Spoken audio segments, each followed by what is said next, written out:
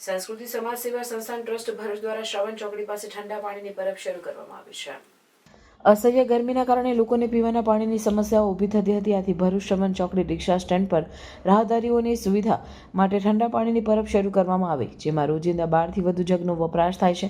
ઉનાળામાં 40 થી 45 અંશ જેટલી અસહ્ય ગરમી વર્તાતા પોલીસ સ્ટાફ, હોમગાર્ડ સ્ટાફ, નોકરિયાત વર્ગ, સ્કૂલના બાળકો, રિક્ષા ચાલકો, રાહદારીઓ, મજૂરી કામ કરતા લોકોને પાણીની તરસ લાગતી હોય છે। પાણી માટે તરસી વલખા મારવા ન પડે તે માટે ઠંડા પાણીની વ્યવસ્થા થાય તેવી તાતી જરૂરિયાત આ વિસ્તારમાં ઊભી થઈ હતી।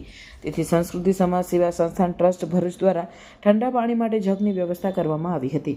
સંસ્કૃતિ ટ્રસ્ટ દ્વારા ઠંડા પાણીની પરબ શરૂ કરવામાં આવતા લોકોને રાહત સાંપડી છે। આ પ્રસંગે સંસ્કૃતિ ટ્રસ્ટના સ્થાપક હેમાબેન પટેલ, પ્રકાશચંદ્ર પટેલ, પ્રમુખ અંજલિબેન ડોગરા, પૂર્વ પ્રમુખ Bhavnaben Savaliya, secretary રોશનીબેન Patel, project chairman શીલાબેન Patel, ઉર્વીબેન Chudasama, સીમાબેન Chudasama, Neelamben Thakor, Vijayalakshmi, રેણુકાબેન Kulkarni, જ્યોત્સનાબેન, સમાજસેવક નરેન્દ્રભાઈ પટેલ, નંદેલાવ ગ્રામ પંચાયતના સભ્યોએ હાજરી આપી હતી। સંસ્કૃતિ ટ્રસ્ટના સ્થાપક પ્રકાશચંદ્ર પટેલના જણાવ્યા અનુસાર જાહેર જનતા માટે પાણીની પરબની શરૂઆત કરી તેનો વધુમાં વધુ લોકો લાભ લે અને પાણીનો બગાડ ન કરે તેવી અપીલ કરી હતી। સંસ્કૃતિ સમાજ સેવા સંસ્થાન ટ્રસ્ટ દ્વારા ઉનાળામાં દર વખતે પાણીની પરબ શરૂ કરવામાં આવે છે।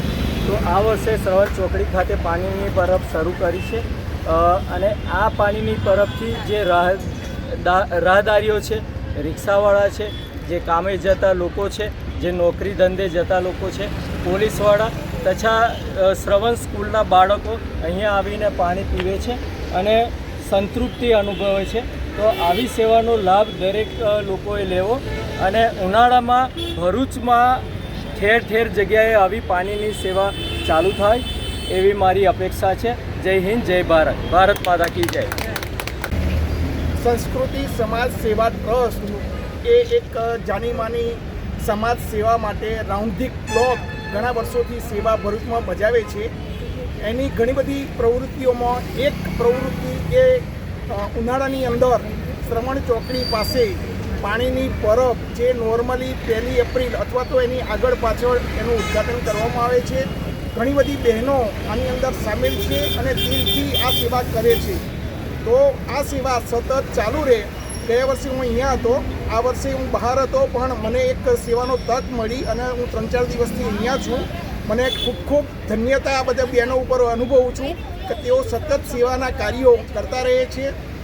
તેમનો ખૂબ ખૂબ આભાર અને આવી સેવાઓ સતત કરતા રહે। ભગવાન તેમને શક્તિ આપે, પ્રેરણા આપે અને બીજા લોકોને પણ પ્રેરણા આપે જે લોકો આ સંસ્કૃતિ સેવા સમાજ સેવા ટ્રસ્ટમાં જોડાય અને આ સેવાકીય પ્રવૃત્તિમાં વધારે પડતો ભાગ લઈ અને આને આ પ્રવૃત્તિને આગળ ધપાવે।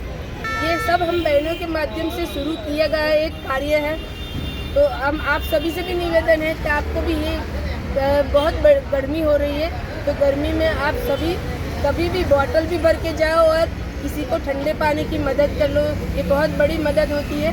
तो ये पानी की जो व्यवस्था की है, तो वैसे आप भी किसी को पानी पिला के ये सेवा कार्य कर सकते हो।